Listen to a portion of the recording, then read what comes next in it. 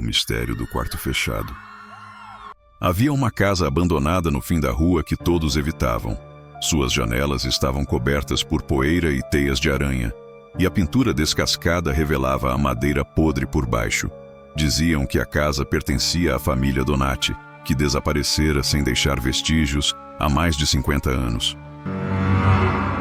Mas o verdadeiro motivo para os moradores evitarem a casa era o quarto no andar de cima, que sempre parecia trancado, mesmo quando ninguém estava lá. Lucas, um jovem curioso e fascinado por mistérios, decidiu que desvendaria o segredo do quarto fechado. Naquela noite, armado com uma lanterna e uma câmera, ele entrou na casa pela porta dos fundos, que estava apenas encostada. O interior era ainda mais sinistro do que ele imaginava. Os móveis estavam cobertos por lençóis amarelados, e o cheiro de mofo era sufocante. Enquanto subia as escadas rangentes, sentia os pelos da nuca se eriçarem. Era como se a casa estivesse viva, observando seus movimentos. Finalmente, ele alcançou o corredor do andar superior. No fim dele estava a porta do quarto fechado. Era uma porta pesada, de madeira escura, com um estranho emblema entalhado no centro. Lucas tentou girar a maçaneta, mas, como esperado, estava trancada. Ele puxou um grampo do bolso e começou a trabalhar na fechadura. Depois de alguns minutos, ouviu um clique. Com um frio na espinha, empurrou a porta lentamente. A lanterna iluminou o interior do quarto, revelando um espaço surpreendentemente limpo, como se alguém ainda vivesse ali. Havia uma cama bem arrumada, um guarda-roupa antigo e uma escrivaninha cheia de papéis. Mas o que chamou sua atenção foi um grande espelho na parede oposta. Ele era imenso, com uma moldura dourada ornamentada que brilhava à luz da lanterna.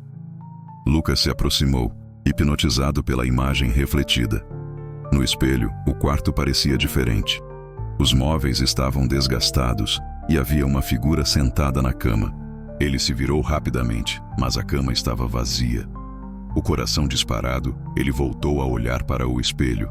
A figura ainda estava lá. Uma mulher com longos cabelos negros e olhos vazios. Ela levantou a cabeça e olhou diretamente para ele. Um som agudo preencheu o quarto, como um grito que vinha de dentro de sua própria mente. Lucas tentou sair correndo, mas seus pés pareciam colados ao chão.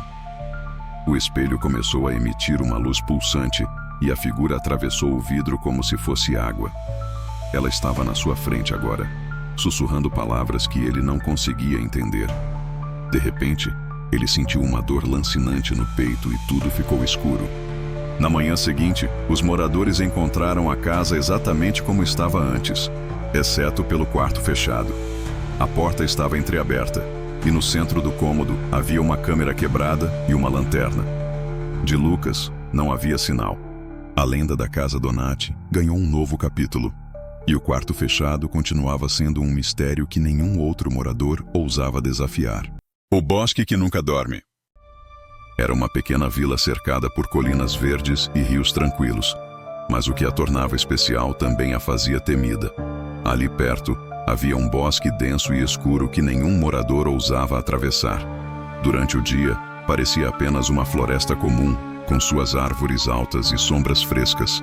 Mas à noite, o bosque ganhava vida, sussurrando segredos em uma língua que ninguém compreendia. Os mais velhos contavam histórias de pessoas que entraram no bosque após o anoitecer e nunca mais foram vistas. Diziam que o lugar tinha uma consciência própria, que jamais dormia. Outros sussurravam que, no coração do bosque, existia um altar antigo, coberto por runas que ninguém conseguia traduzir, e que aqueles que o tocavam eram consumidos pela floresta, deixando apenas ecos de seus gritos. Miguel, um jovem aventureiro da vila, não acreditava nessas histórias. Para ele, o bosque era apenas uma floresta comum, cercada de superstição. Uma noite, decidiu desafiar o medo que mantinha os outros afastados. Armado com uma lanterna e uma mochila, entrou no bosque pouco antes da meia-noite. Os primeiros minutos foram tranquilos. O som de grilos e o farfalhar das folhas criavam uma sinfonia relaxante. Mas, conforme Miguel se aprofundava, o ambiente mudou.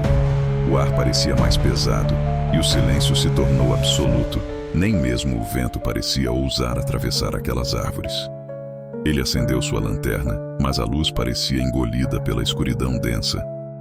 De repente, ele ouviu passos. Parou, prendendo a respiração, e olhou ao redor. "Quem está aí?" perguntou, tentando soar confiante. Não houve resposta, mas os passos continuaram, agora acompanhados por um som estranho, como um sussurro vindo de todas as direções. Miguel sentiu um calafrio subir pela espinha. Ele continuou andando, tentando ignorar o medo crescente. Foi então que viu algo à frente. Uma clareira iluminada por uma luz pálida e fantasmagórica. No centro, havia uma árvore imensa com um tronco retorcido, cheio de carvões que brilhavam como olhos. As árvores ao redor pareciam inclinar-se na direção dela, como se estivessem venerando-a. De repente, Miguel ouviu seu próprio nome sendo chamado. O som era baixo e carregado de eco, como se viesse de muito longe. Ele girou em todas as direções, tentando encontrar a origem da voz, mas não havia nada, apenas as sombras e o som de seu coração martelando no peito. Então, ele viu algo ainda mais perturbador: pegadas que não eram dele, aparecendo no solo, uma a uma, como se algo invisível estivesse caminhando em sua direção. Apavorado, ele largou a mochila e começou a correr. A luz da lanterna tremia enquanto ele zigue-zagueava entre as árvores. Finalmente, avistou o contorno da vila ao longe. Ao atravessar a borda do bosque, tropeçou e caiu de joelhos. Atrás dele, o bosque parecia quieto, como se nunca tivesse se movido, mas Miguel sabia a verdade. No dia seguinte, os moradores o encontraram na entrada da floresta, com os olhos arregalados e murmurando palavras incoerentes. Ele nunca mais foi o mesmo. Passava os dias repetindo que o bosque estava vivo, que ele nunca dormia e que observava a vila, esperando o próximo visitante imprudente. Pouco tempo depois, um grupo de exploradores, atraídos pelas histórias de Miguel, decidiu investigar o bosque. Eles nunca voltaram. As lendas continuaram a crescer e alguns moradores começaram a relatar pesadelos onde ouviam o som das vozes do bosque. Outros juravam ver silhuetas entre as árvores ao entardecer, mesmo sem nunca terem entrado lá. O bosque, para aqueles que se atreviam a olhar por muito tempo, parecia se aproximar lentamente da vila, como se estivesse esperando o momento certo para engolir tudo. E Miguel, sempre observando da janela de sua casa, sabia que era apenas uma questão de tempo antes que o bosque chamasse novamente, e dessa vez, ninguém conseguiria escapar.